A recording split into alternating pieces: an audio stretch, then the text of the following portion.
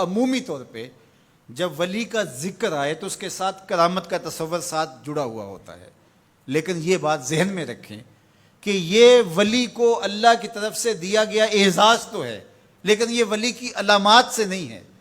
یعنی ولی کے لیے جو شرطیں ہیں، جو نصاب ہے، وہ ایمان اور تقوی ہے۔ اگر کسی کے اندر یہ دو خوبیاں پائی جائیں اور وہ کمال درجے کی موجود ہوں، لیکن کرامت آپ تک نہ پہنچے یا ظہوری نہ ہو ساری زندگی، تو اس کے ولی ہونے میں شک نہیں ہے۔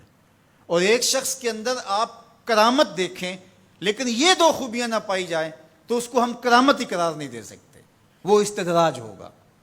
ہر وہ خرق عادت امر جو بغیر کسی شخص سے ظاہر ہو اور ہو خرق عادت، ما فوق الفطرت چیز ہو، تو اس کو قدرت الہیہ کہیں گے۔ اور اگر وہ نبی کے ہاتھوں سے اعلان نبوت سے پہلے صادر ہو جائے تو اسے ارہاس کہا جاتا ہے، اعلان نبوت کے بعد ظاہر ہو تو اسے معجزہ کہا جاتا ہے، اور وہی چیز کسی ولی کے ہاتھ سے ظاہر ہو تو اسے کرامت کہا جاتا ہے، اور اگر کسی عام بندہ مومن کے ہاتھوں سے ظہور پذیر ہو تو اسے معونت کہا جاتا ہے، اور اگر وہی کام کسی کافر سے یا کسی فاسق و فاجر کے ہاتھوں سے ظاہر ہو تو اسے استدراج کہا جاتا ہے، جس طرح دجال کے ہاتھوں سے قرب قیامت میں ہوگا کہ وہ مارے گا بھی اور زندہ بھی کرے گا۔ اب استدراج میں اور کرامت میں فرق کرنا یہ عام آدمی کے بس کا روگ ہی نہیں ہے، وہ کیسے کرے گا؟ تو اس کے لیے سادہ کلیہ یہ ہے کہ ایمان اور تقوی کی شرط کے ساتھ اس چیز کو کرامت کہا جائے گا، اور اگر یہ دونوں شرطیں نہیں پائی جا رہی تو وہ پھر استدراج ہوگا۔ تو اس لیے ولی کو پہچاننے کے لیے کرامت معیار ہی نہیں ہوا، کرامت نصاب ہی نہیں ہوا، ولی کو پہچاننے کے لیے ایمان اور تقوی ہوا۔ اگر کرامت کو معیار بنا لیں گے تو پھر استدراج والے کو بھی ولی ماننا پڑے گا۔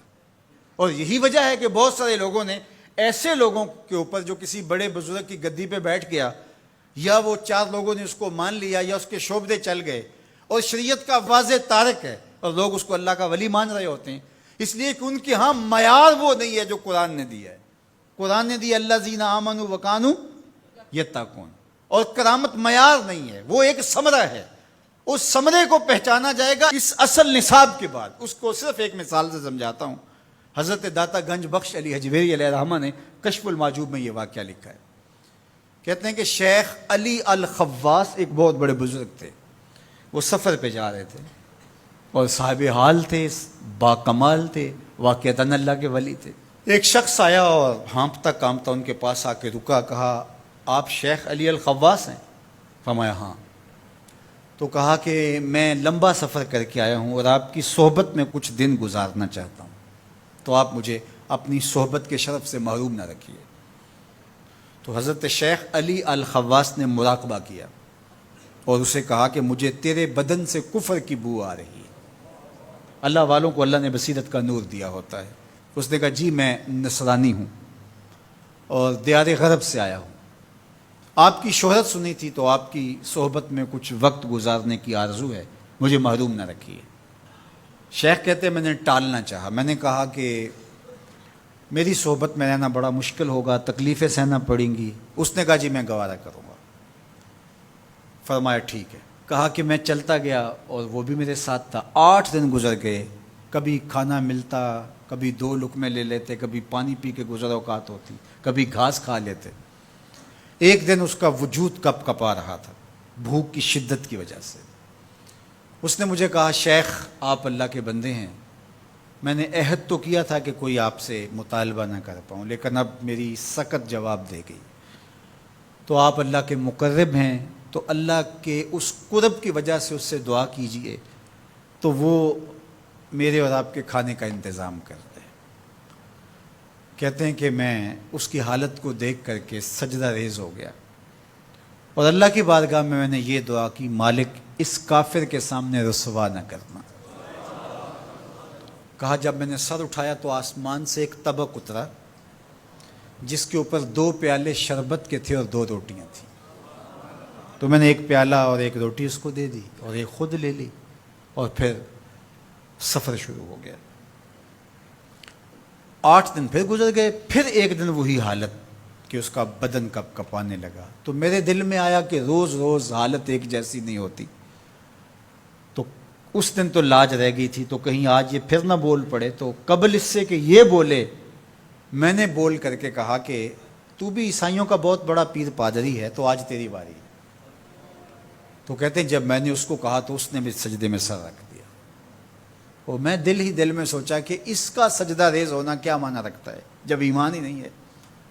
تھوڑی دیر کے بعد جب اس نے سر اٹھایا تو آسمان سے بھی طبق اترا، جس پر 4 پیالے شربت کے اور 4 روٹیاں تھیں۔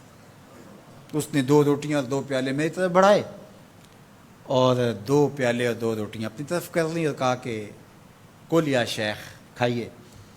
میں نے کہا میں نہیں کھاؤں گا، اس لیے کہ کرامت ہو نہیں سکتی، اور استدراج کا کھانا جو ہے وہ میں کھا نہیں سکتا، چونکہ تم کافر ہو تو میں استدراج کا کھانا کھاؤں تو یہ نہیں ہو سکتا۔ تو اس نے کہا کل یا شیخ، شیخ کھائیے اور میری طرف سے 2 مبارکیں وصول کیجیے۔ میں حیران ہوا، میں نے کہا کیا مبارکیں؟ اس نے کہا میں نے سجدے میں سر رکھا اور اللہ کی بارگاہ میں عرض کی، اے اللہ اگر اسلام سچا دین ہے تو 2 پیالے اور 2 روٹیاں عطا کر دے، اور اگر علی الخواص واقعی تیرا ولی ہے تو 2 پیالے اور 2 روٹیاں اس کے صدقے سے دے دے۔ تو ایک تو آپ کو آپ کی ولایت کی مبارک ہو، اور دوسرا ہاتھ بڑھائیے اور مجھے اسلام میں داخل کیجیے، اسلام سچا دین۔ تو شیخ علی الخواص کے اس واقعہ کو ذکر کرنے کے بعد داتا گنج بخش علی حجویری فرماتے ہیں کہ علی الخواص جیسا شخص بھی یہاں پریشان ہو جائے کہ خدایا یہ استدراج ہے یا کرامت، تو کہا پھر عام آدمی کیسے فیصلہ کر سکتا ہے کہ یہ استدراج ہے یا کرامت؟ تو کہا کہ اس کو یہی دیکھنا پڑے گا ایمان اور تقوی ہے کہ نہیں۔ تو ایمان اور تقوی یہ علامت ہے کسی کے ولی ہونے کی۔